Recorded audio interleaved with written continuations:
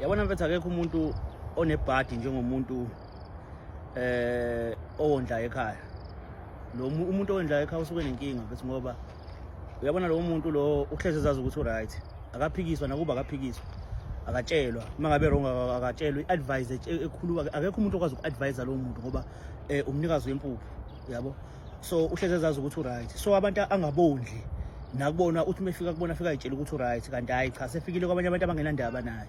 So into nento ayikhuluma uma wrong akukho la khona kuzothiwa hayi cha ngoba uyondla kini mhlambe kumele sizame indlela ukuthi sikhulume kahle. Umuntu onemali nomuntu ondlayo kubuhlezana lento ukuyitshela ukuthi bonke abantu mhlambe bakhothama kuyena kanti cha wondla abantu bakubo phela hayi bonke abantu. So mefika ngaphandle ebantwini akayazi lento ukuthi kuthiwe kuzoboniswana wazi ukuthi kubo kugcina izwi lakhe ucabanga ukuthi nangaphandle uzogcina izwi lakhe.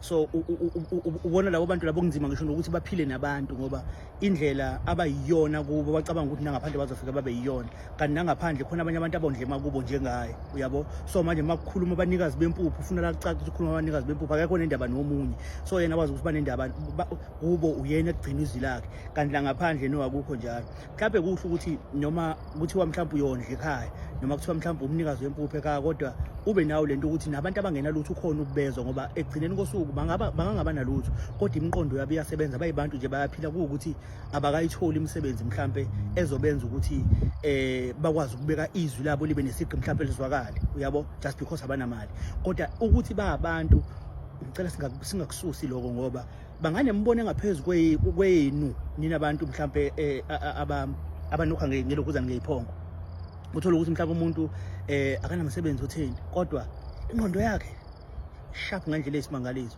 sibaleleleni abantu akunankinga ukuthi akanalutho as long as enombono oqavile sulalele futhi sikwenze lokho makufanele sikwenze ngiyabonga.